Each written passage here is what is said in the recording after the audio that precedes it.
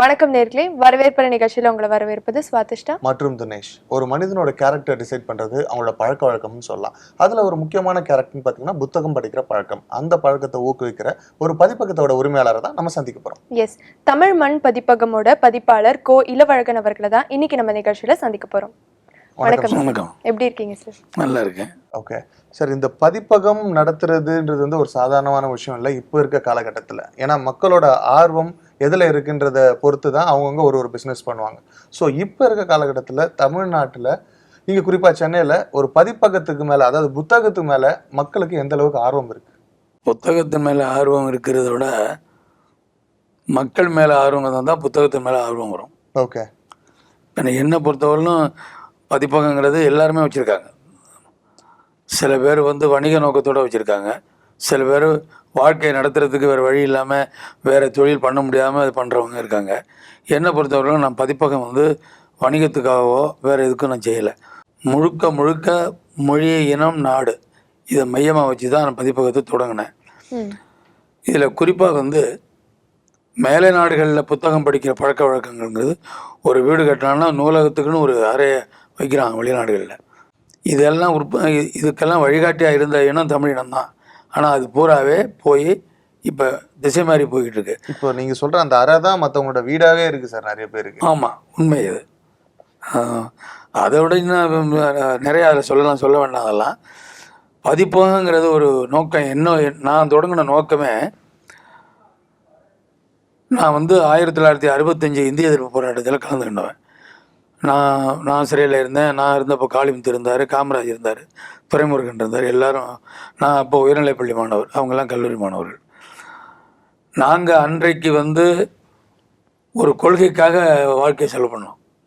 இன்றைக்கு அரசியல் சூழ்நிலை கொள்ளைக்காக இருக்குது. அன்றைக்கி கொள்கைக்காக அரசியலுக்கு வந்தவங்க இன்றைக்கி கொள்ளைக்காக தான் அரசியல் இருக்குது. இந்த இதை மாற்றணும்னா பதிப்பகத்தில் ஒரு பதிப்பக உரிமையாளர்கள் ஓரளவுக்கு மொழி உணர்வு, இன உணர்வு, சமூக உணர்வு இருக்கணும். அதில் ஓரளவுக்கு இருக்குது, இல்லாமல் இல்லை யார்கிட்டையும். ஆனால் அவங்கவுங்களுக்கு வாழ்க்கை முறைகளில் நிறையா சிக்கல் இருக்கிறதுனால அதை வணிக நோக்கில் சில புத்தகங்கள் போடுறாங்க. நான் வந்து இந்த புத்தகத்தை எதையும் வணிக நோக்கமாகவே போடலை. ஓகே, ஒரு இனத்திற்கு ஒரு இனம் தன்னை நிலைநிறுத்திக்கணும்னா மொழியால் தான் நிலைநிறுத்த முடியும். தாய்மொழி தான்.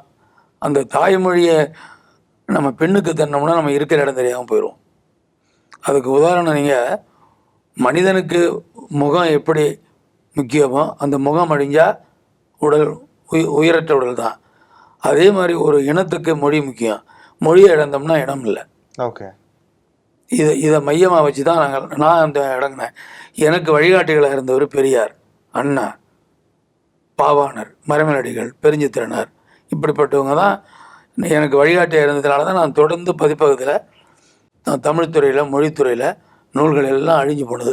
நீரால், நெருப்பால், கரையானால் அழிக்கப்பட்ட நூல்கள் எல்லாம் போக மீதி நூல்களை தோண்டி எடுத்து வெளிக்கொண்டது முதல்ல வந்து ஆறுமுக நாவலர், அதுக்கு அடுத்து சி.வை. தாமோதரம் பிள்ளை, அதுக்கு அடுத்து ஓவேசா. இந்த 3 பேரையும் வந்து தெரிவிக்க என்ன சொல்லுவார்னா, தமிழ்நூல் பதிப்புக்கு அடித்தளமிட்டவர் ஆறுமுக நாவலர், சுவர் எழுப்பியவர் சி.வை. தாமோதரம் பிள்ளை, கூரை வைந்து அதை நிலைப்படுத்தியவர் ஓவேசாம்பார். இந்த 3 பேரும் செய்த பணிங்கிறது தமிழ்நூல் பதிப்பு வரலாற்றில் இதுவரையிலும் யாரும் செய்யலை. நான் கூட செய்யலை.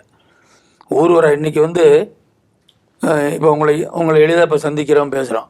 போக்குவரத்து வசதி இல்லாத காலம், தொலைத்தொடர்பு இல்லாத காலம், எந்த தொடர்புக்கும் இல்லாத காலத்தில் ஊராக போய் வண்டியை கட்டிக்கிட்டு, அப்போல்லாம் ஒத்த மாட்டு வண்டி, அதில் போய் எங்கெங்கே ஓலைச்சுவடி இருந்துச்சோ அதெல்லாம் எடுத்து வந்து அவர் வெளியிட்டிருக்கார்.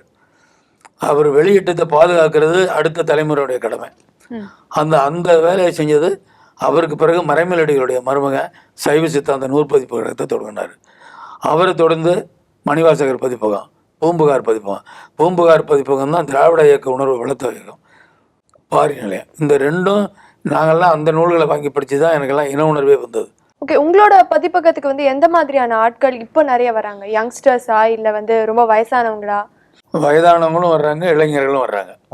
வயதானவங்க மொழியினுடைய தூய்மையை பாதுகாத்து இன்னைக்கு வெளியிடுற புத்தகங்கள் பூரா, என் புத்தகங்கள் பூரா தமிழ் மொழியினுடைய தொன்மையை சொல்கிற நூல்களை வெளியிடுறேன்.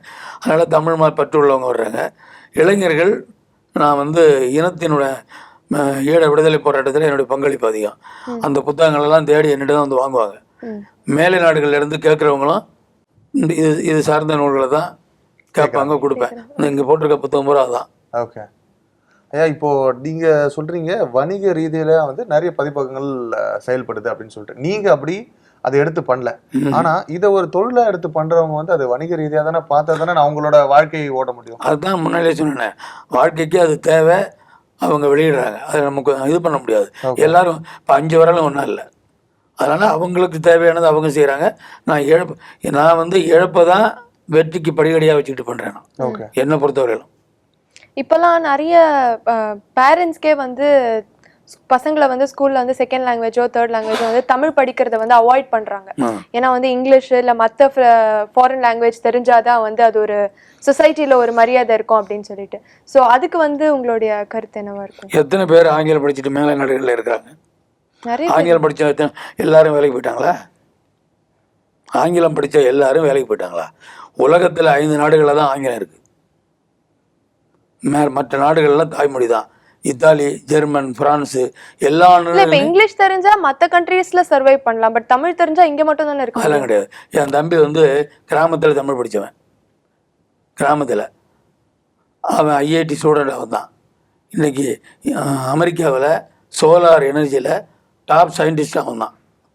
எல்லாமே தமிழில் தான் படித்தான். நீங்கள் உங்களுக்கு தேவைன்னா நீங்கள் படித்து உங்கள் வாழ்க்கையை முன்னேற்றிக்க முடியும். இன்றைக்கி அதுக்கு நான் உதாரணம் ஒன்று சொல்கிறேன். கிராமங்களில் நான் சொல்கிறது 50 ஆண்டுகளுக்கு முன்னால் வேலை இல்லாமல் கிராம பகுதியில், எங்கள் பகுதியிலலாம் ரொம்ப குடும்பங்களாக இப்படி இருந்துச்சு. எல்லாரும் அகதிகளாக சிங்கப்பூர், மலேசியா போனாங்க. அங்கே போய் பட்டாணி விற்றுது, இப்படி தான் பண்ணாங்க. இன்றைக்கி அவங்கெல்லாம் நம்ம ஊரில் பெரிய பணக்காரங்க தான். எல்லாம் ஒன்றுமே கையெழுத்து கூட எங்கள் அத்தானுக்கெல்லாம் ரேகை தான் போட தெரியும். அருமையாக மலைய மொழி பேசுவார், அருமையாக சீன மொழி பேசுவார். காரணம், தான் பிழைப்புக்கு அங்கே போனோன்னே கற்றுக்கணும்னு ஒரு இது வந்துச்சு.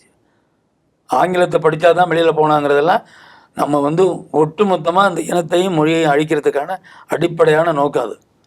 ஆமாம், அதில் வந்து நான் என்ன படித்தேன், தமிழ் தான். உலக வரலாறு பூரா எனக்கு தெரியும். இப்போ ஏன் உன் மொழியில் இல்லையா அது? இது ஒரு மாயை.